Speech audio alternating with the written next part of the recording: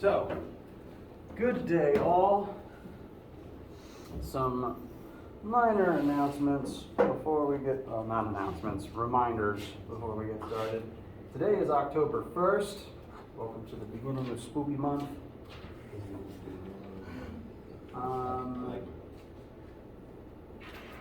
None of your current assignments are due today. The take-home lab is due Monday, so you have the rest of the weekend to finish it up with your lab groups. Is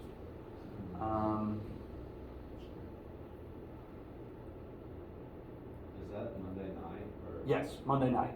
Monday by midnight at the end of Monday. And you can turn it in either by emailing your team's results to me or handing them in and putting them in my hand or sliding them under my door. As long as I have it in some capacity by Monday at midnight.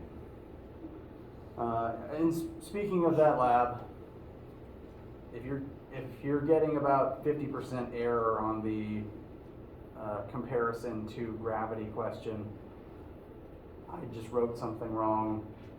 That will be an acceptable answer.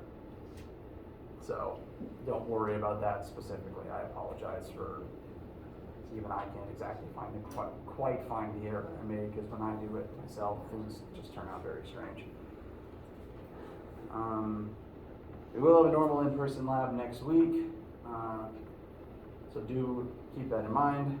And the current homework, Chapter 4 homework, I will be moving to be due Wednesday the 6th, so that we can spend today and Monday going over examples of what we've already done and talk about friction, and so that we can continue reviewing all of those things on Wednesday before it's actually due.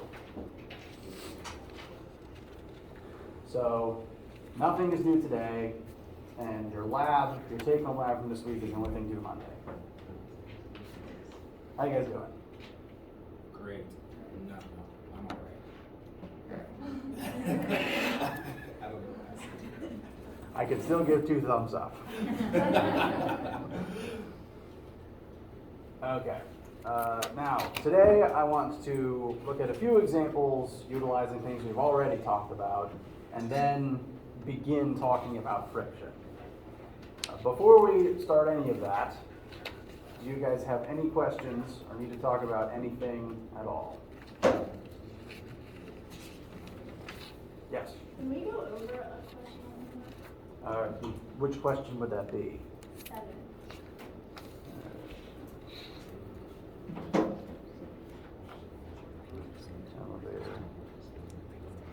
Okay, so at the very minimum, 7 involves friction, which I have not talked about with you yet. Okay. Now, because you asked, I can still put it up on screen to give you an idea of what to expect. Now, again, we haven't talked about friction yet, so just with what I have given you in class, this is one to save for later. But just to set up the situation, since you asked, we have 2 masses hanging over a pulley. One of them is on an incline, the other is on a flat surface, but they are both connected by a rope. You know the mass of these blocks, you know the angle of the slope, and you know this will eventually become important. You might not understand what this means quite yet. The coefficients of friction for both bricks on this particular ramp that they find themselves on. Now,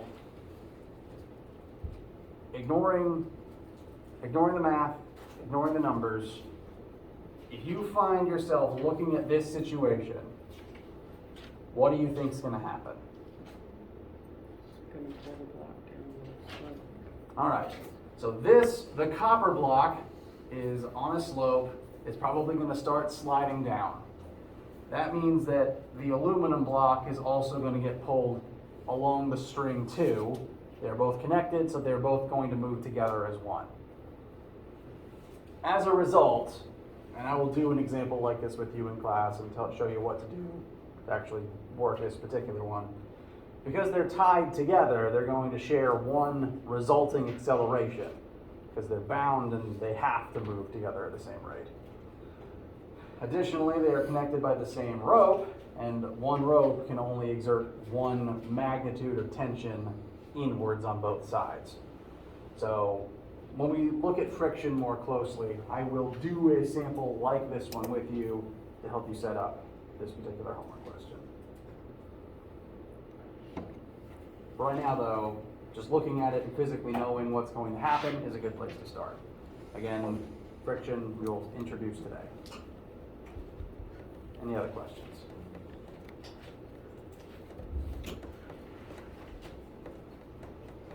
Okay.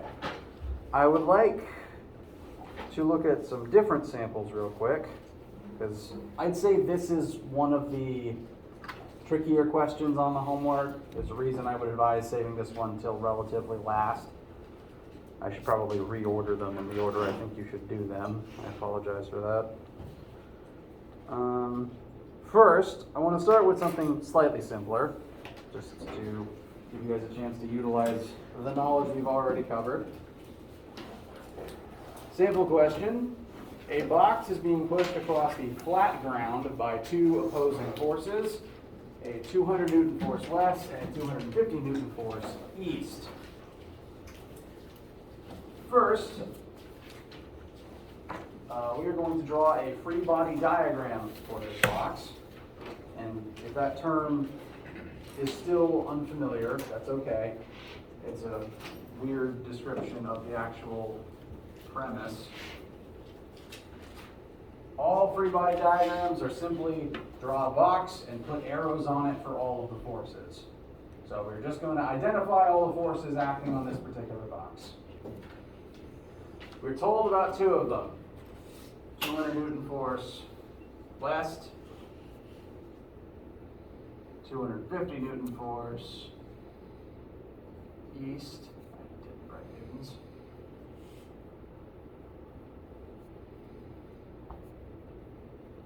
Would there be any other forces currently acting on this box? Gravity. Very good. We are on Earth, so it is good to acknowledge that gravity exists. And if it is not actively falling down, what else must be here? Normal force. So this, just getting in the habit of remembering those forces exist, and that should be all of the forces on this box. That is all one has to do for a free body diagram.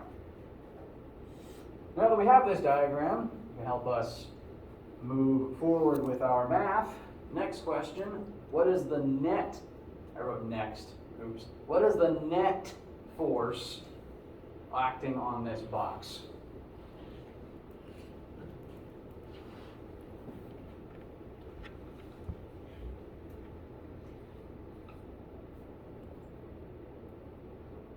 Now we do have a formula for net force. However, we don't yet know the acceleration of this box, so this is not the way I would recommend finding net force right now. Instead, we're going to utilize the definition of net force and just add all the forces together, because we know every force that is currently present. These vectors are all pointing in different directions though, so we do have to take care to only add together the things in the same axes. We haven't solved for gravity and normal force yet, but if this box is sliding horizontally across the ground, what assumption can we make about the magnitudes of gravity and normal force? They'll cancel out. Additionally, if the box is moving sideways, the net force is probably only sideways. So we can safely conclude these two must add up to 0 in this situation.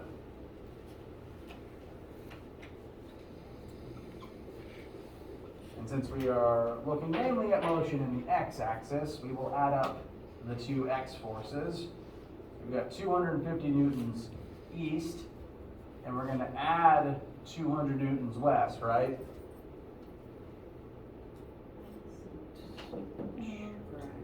What should we change? Very good. The west opposes the east, so one of them has to become negative to represent that. As a result, our net force is only 50 newtons east. All the forces on this box add together to create a net result of 50 newtons east.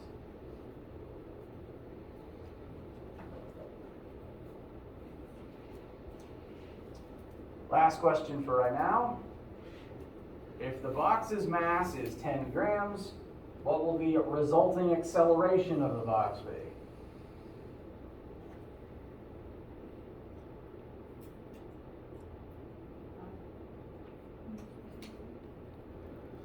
Almost. We're going to come back up to Newton's second law now, because now we know net force, we know mass, and we want acceleration. So plug in 50 for net force, 10 grams for mass, solve for A. But there should be a big red flag flashing, because every single time we plug mass into a formula in this class, it's going to be kilograms. You'll be given grams sometimes, and you're going to have to catch it. Sorry to chemistry majors. So what's 10 grams in kilograms?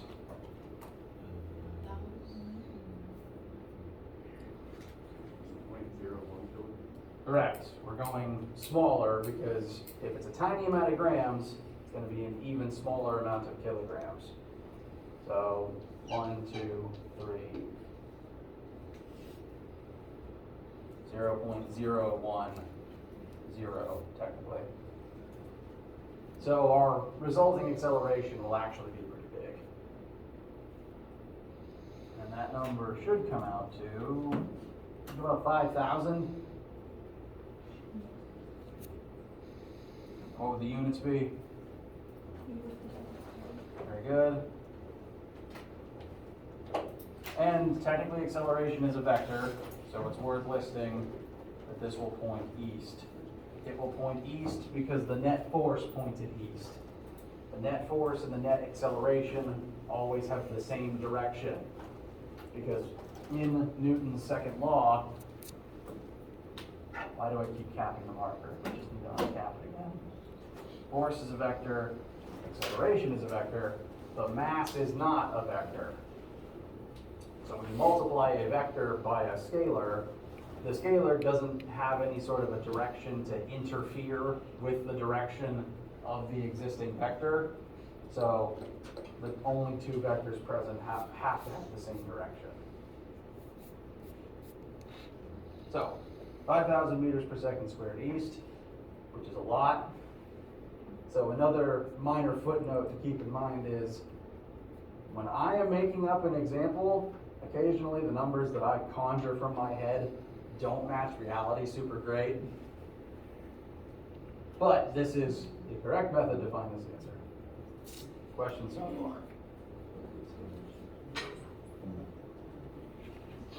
far? Okay. Now I want to look at a slightly trickier one. We talked about tension a bit last time. I would like to offer a little more insight about it.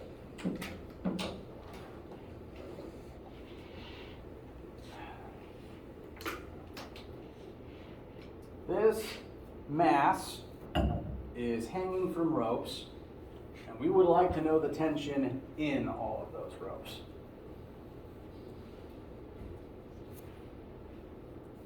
I'll give you a second to copy details and the picture.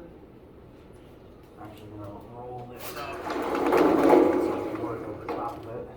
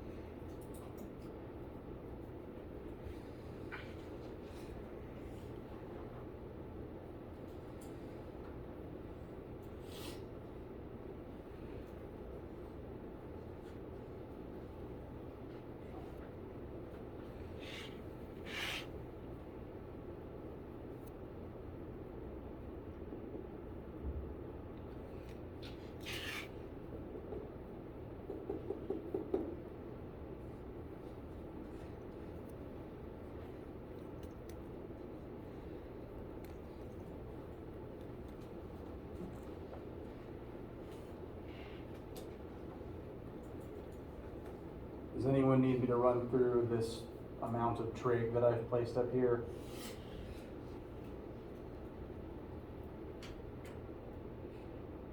Everyone okay with me taking these angles and putting them down here? Okay. Now, this type of situation, mathematically speaking, is not uncommon, because this is a statics example.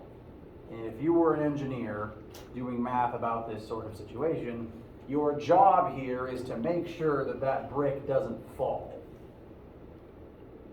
And for it not to fall, the main thing that you want to make sure, the main things, I guess, plural, that you want to make sure are true for this entire procedure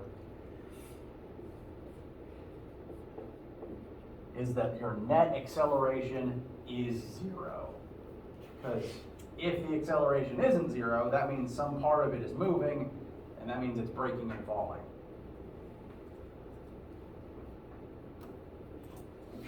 So there's going to be an amount of, an object is hanging from ropes, calculate the forces needed to keep it in place questions. So this is a not uncommon archetype. There will be something like this on the test. For a question like this, again, you want net acceleration to be 0 to make sure nothing is falling. If net acceleration is 0,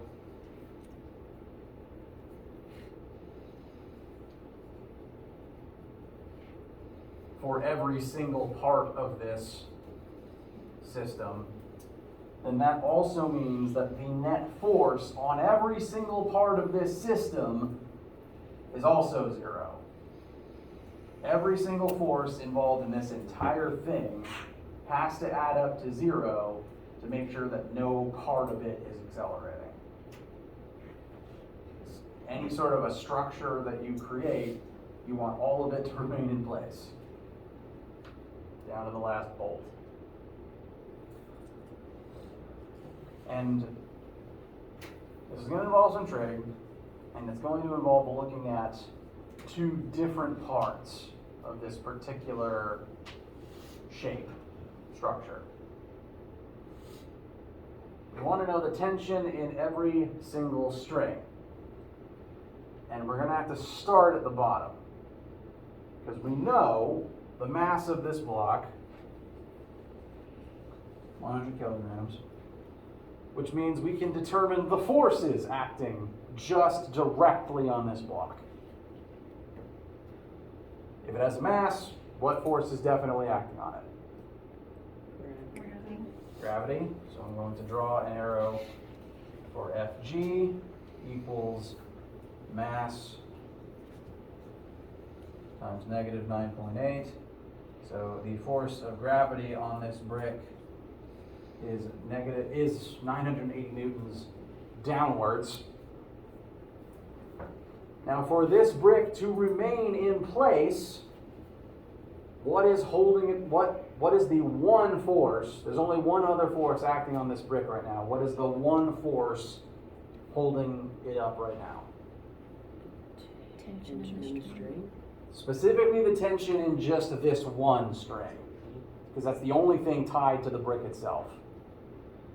So that means this one string, I'm going to call this tension 1, has to be exerting 980 newtons upward at this particular spot.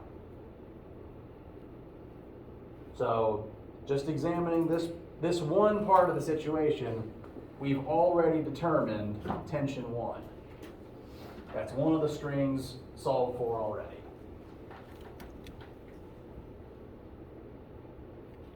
Now what that means for the rest of the system is, because strings can only exert tension inward on either side, we're now going to shift our attention from this point to this point.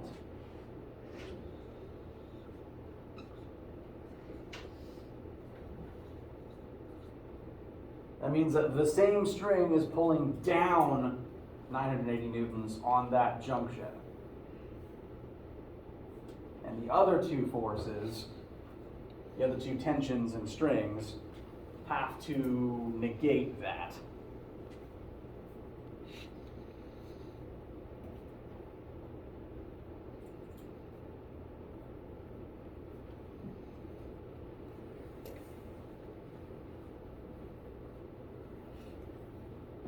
So I'm going to draw force vectors for the other two tensions.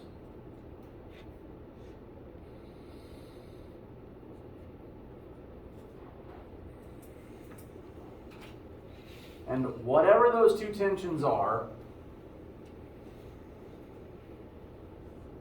their y pieces, so T2y plus T3y, need to add up with the 980 newtons downwards to become 0.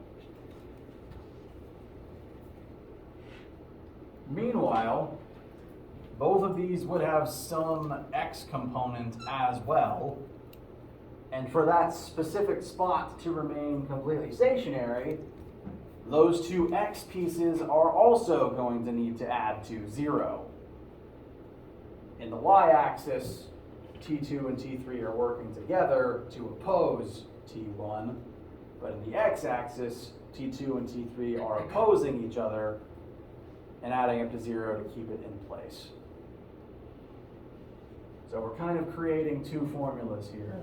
T2x plus T3x.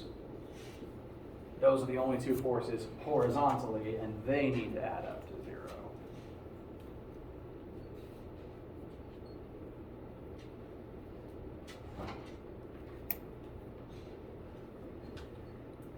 And so we're kind of moving towards a situation of two equations, two unknowns. As we've got them written, it's technically two equations and 4 unknowns. So we're going to have to do a little bit of substituting first.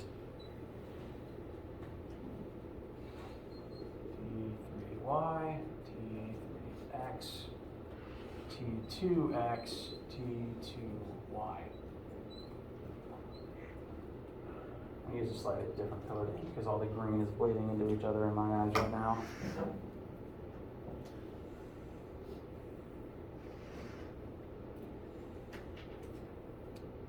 I put the angle back down here, at least because of the way that I visualize things. And so, assuming starting from this 30-degree angle, sine of 30 degrees would be opposite over hypotenuse, so sine of 30 is T3y over T3. Therefore, T3y is T3 sine of 30. Sine of 30 is a known value, thankfully. That's just a number. Then cosine of 30 would be T3x over T3. So T3x is cosine of 30. I almost wrote sine again. And doing this, we'll be able to substitute these values in for T3y and T3x over here, so that both equations have the same T3 in them when we do our two equations, two unknowns trick.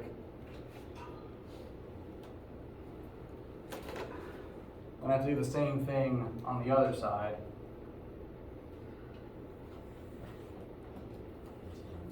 So T2y will be T2 sine of 45. T2x will be T2 cosine of 45.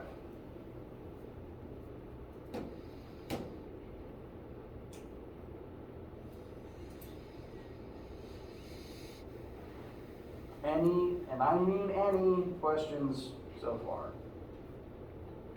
Because I'm mostly just hand waving and presenting information to you. Is there any possible issues or points of confusion?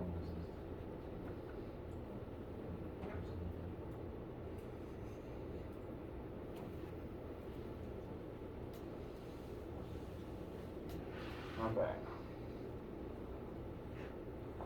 After doing this trig, we now have we've redefined all of the pieces in terms of just the two tensions we're solving for, because we want the numbers for T2 and T3.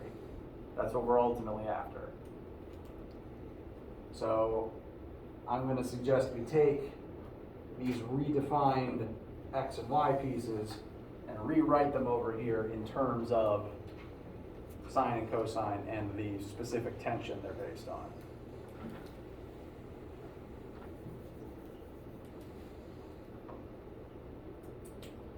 Therefore, we will have T2y times sine of 45 plus T3y and the sine of 30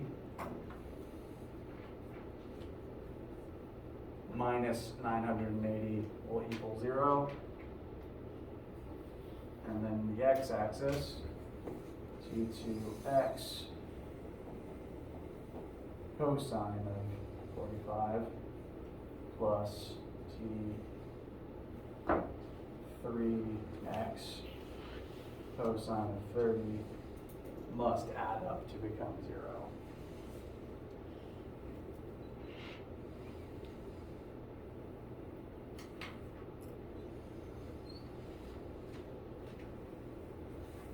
There is one small detail, because again, our calculators don't necessarily know what direction everything is pointing. The two y components that we're solving for both point up. So they should be positive working against this negative number. The two x pieces, however, work against one another, and there's nothing else in the x-axis. So one of them we're going to have to decide as the negative one to make sure that the math works smoothly moving forward. And just because of what direction everything is pointing in, I'm going to decide that T2 is the negative one.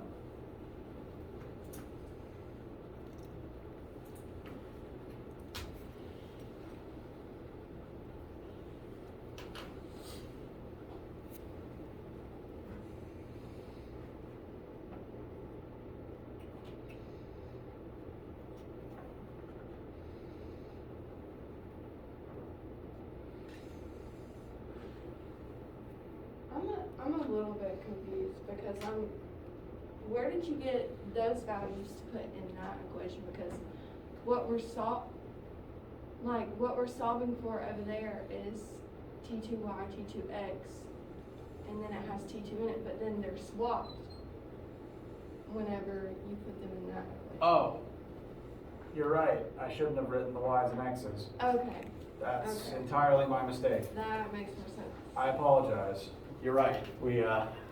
The only unknowns left should be just T2 and just Okay. T3. I didn't know if there was like a rule where you had to switch them or, okay. Nope, that was just me Okay. making a mistake. I think I did it to keep track what axis I was looking at, but yeah, that was a mistake on my part, sorry. I'm just gonna label X and Y over here instead. Okay, so now we just need to engage in a little bit of two equations, two unknowns. This particular equation seems easier to solve for either T2 or T3 because there's fewer things in it. So I'm going to recommend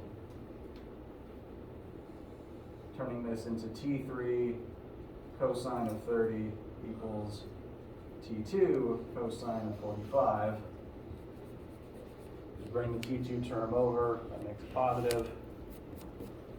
Let's solve for T3 to begin with. T3 will be T2 times cosine of 45 over cosine of 30, which we can find a number for. That can just become one value for simplicity's sake. And to save pen strokes.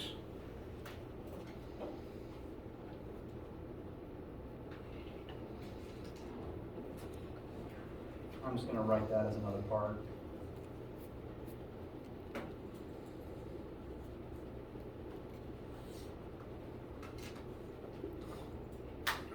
So solving for cosine 45 over cosine 30 gives me about 0.82. And we can use that value moving forward instead of having to write cosine over and over again.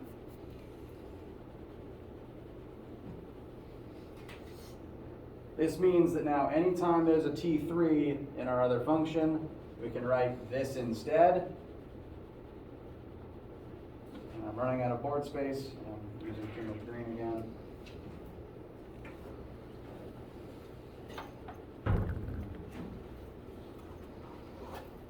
I'm just going to have to erase the earlier example.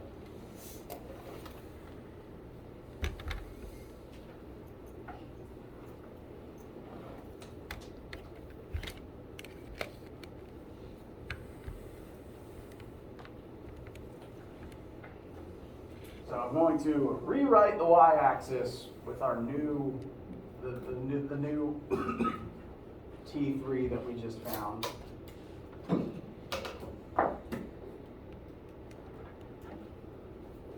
So T2 cosine of 45 plus, instead of T3, now we're going to write T2 times 0.816 also times sine 30 minus 980 equals 0.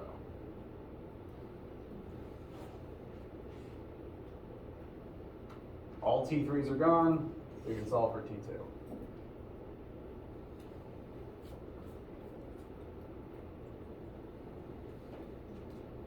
Just a quick check in, how y'all feel, because it's early, the room is dark, and I think I saw a few people blink rather tiredly, which is acceptable. Does it matter if you chose the y-axis equation or the x-axis equation? Well, if there's no it's not necessary to say solve x for one of them and then plug it into y. You could solve y for one of them and then plug it into x. Okay. But whichever one you start with, you need to plug what you find into the other one. Because plugging this back into here will ultimately just give you 0 equals 0, I think. Because that just becomes circular logic. This is why you need the second equation.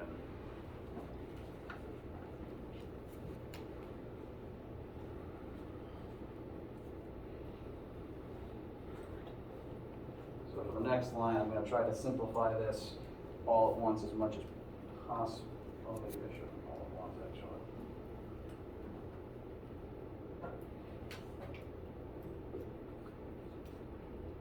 For cosine of 45, I'm getting 0.707.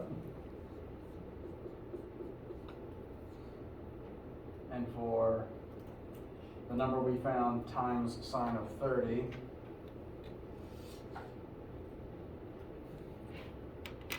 I've got 0.408.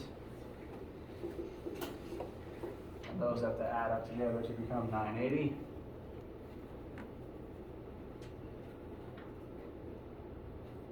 I'm going to recommend the distributive property. These both have a T2 in them. We can distribute that out, which will give us T2 times open parentheses 0.707 plus 0.408 equals 980.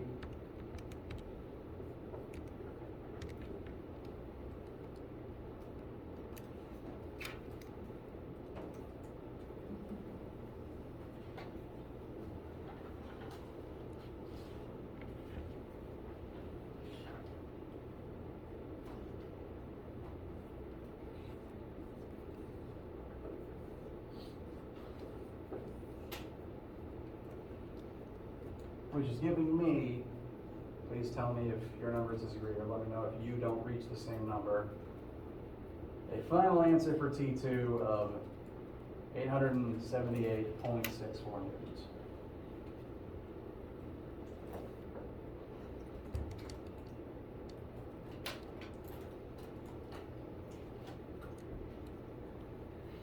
questions, emotions, opinions, pick yours.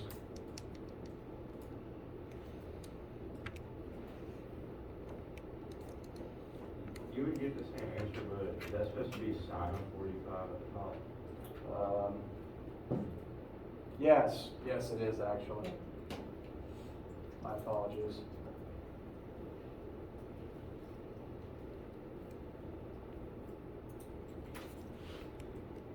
Once we have this number, I recommend taking it, bringing it back over here, multiplying it by 0.816, and finding a value for T3.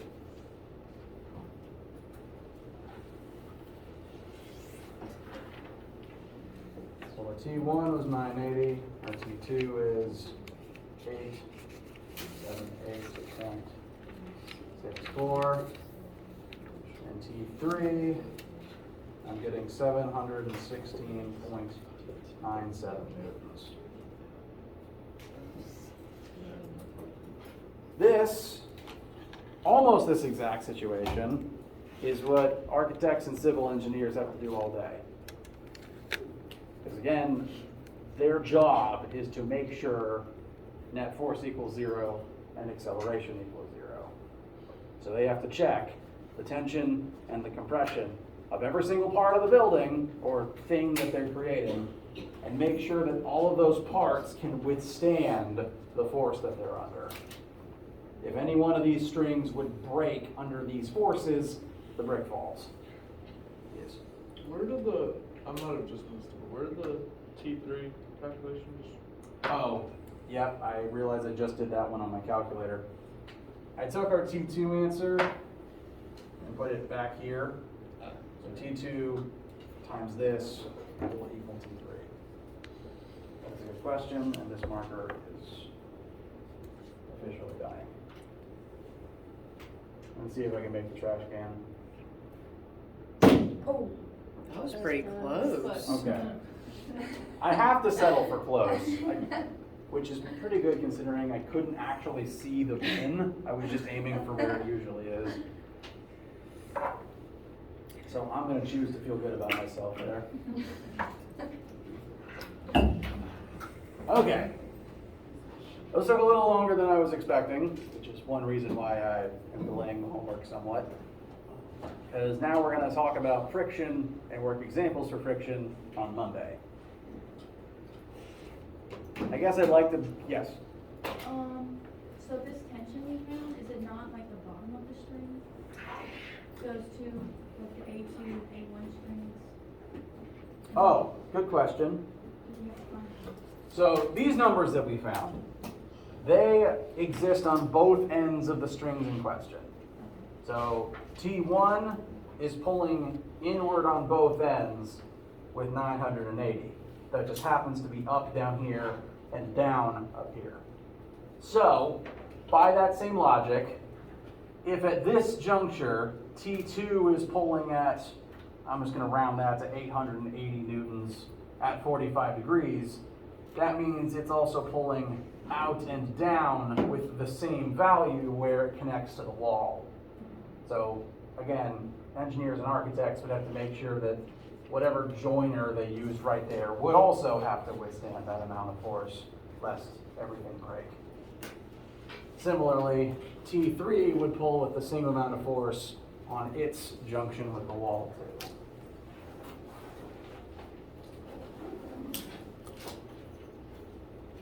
Okay.